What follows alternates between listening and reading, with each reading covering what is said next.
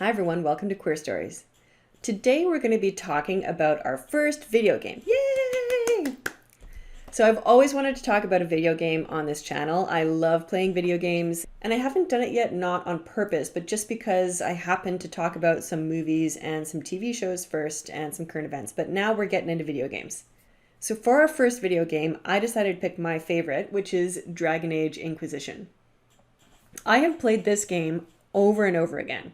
I kid you not, I have played through the entire game at least 4 times, and I love it every single time. And the reason that I love it is because of the gay character in the game called Dorian Pavus. I swear to God, every single time I play this game, I say, I'm going to romance somebody different this time. It's going to be different. And then I keep going back and romancing Dorian again and again and again. And I can't stop. I can't stop. So you might wonder why that is. And I'm going to talk about why that is in this video.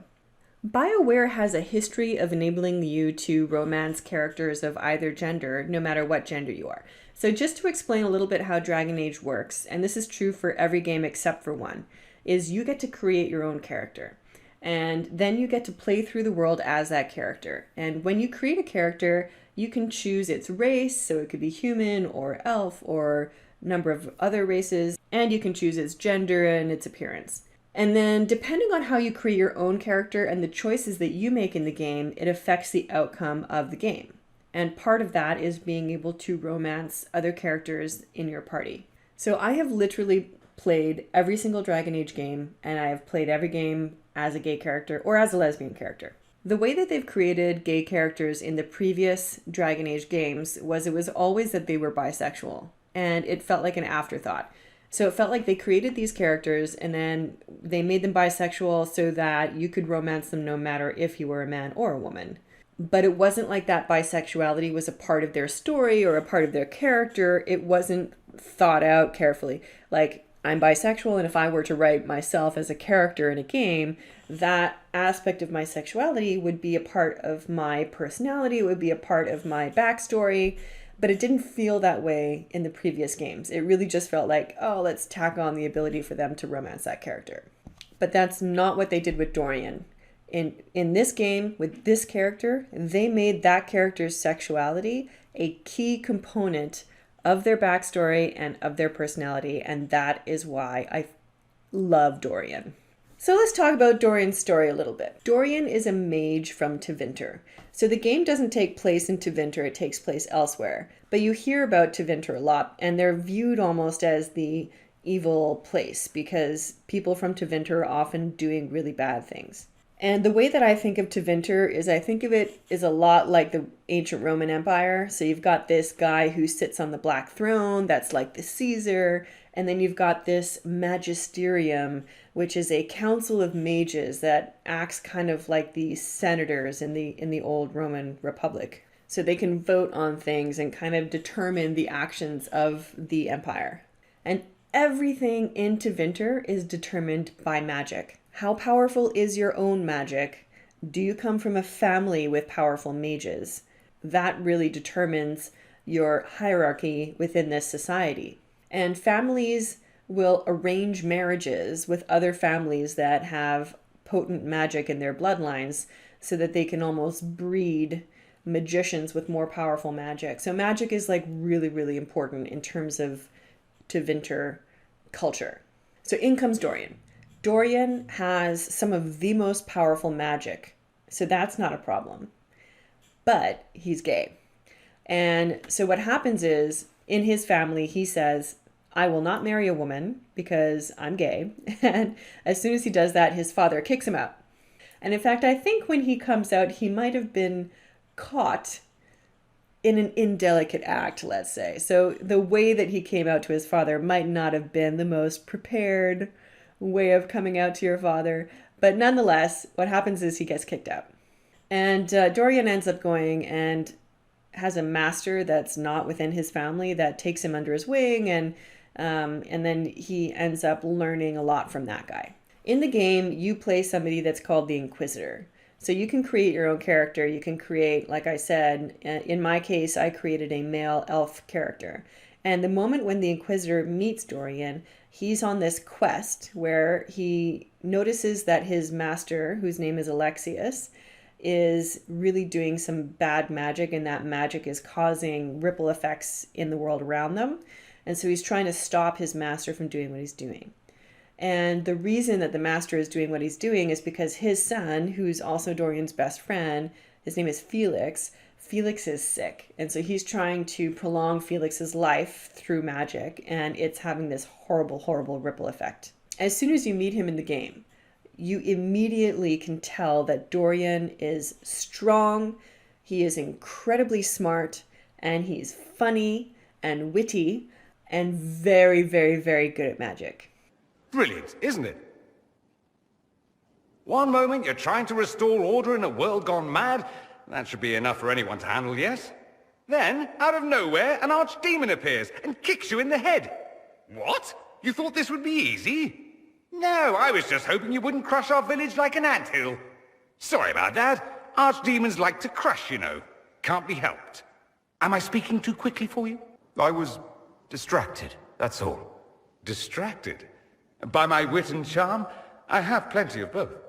And as you get closer to him in the story, you discover more about his personal backstory. And I think the reason that I keep going back to this character over and over and over again is the witty repartee. He is just so witty and so funny that you want to spend more time around him. I've got to say, I love him, I love him, I love him! The most interesting thing for me about Dorian's character is that they really incorporated gay themes into his storyline. For example, we see him coming out to his parents, we see his family being homophobic, and we see him asking people to judge him based on his abilities and not based on his sexuality. I think all of these themes are themes that anybody LGBT can relate to.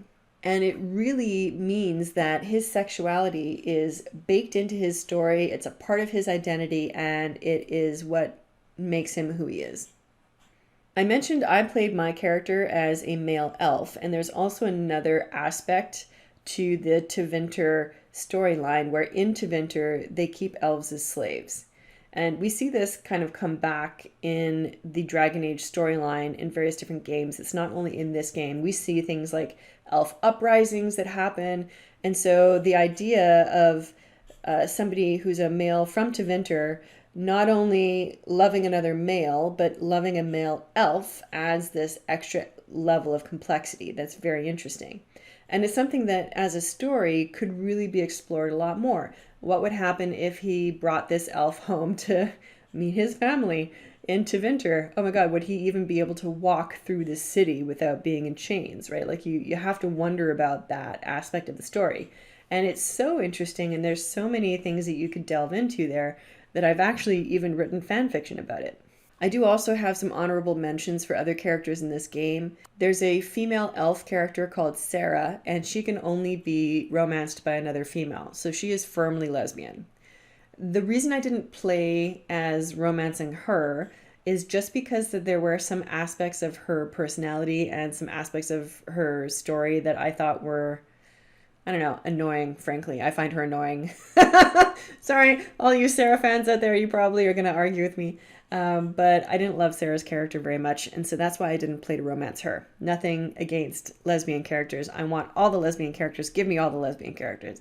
I also just want to mention that we do see our first transgender character in this game, and his name is Krem, and he's also awesome.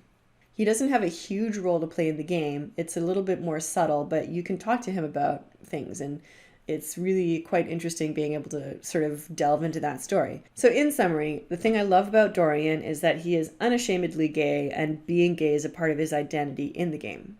I really would love to see more of Dorian. They don't usually bring back characters from one Dragon Age game to the next. They have with a couple of characters, but not in a big way. So we're probably not going to see Dorian himself again in the next Dragon Age game. But I hope that they take the positive lessons from what really worked well with Dorian and apply that to any gay characters that they will introduce in the next Dragon Age game. And they are making another Dragon Age game now, so I'm really looking forward to playing it. I think it's going to be awesome. So if you haven't played Dragon Age yet, you should play it. Thanks very much for watching. If you want to help me in being able to continue creating content like this in the future, then I do have a Patreon account. You should check it out. Take care, everyone, and have a great day.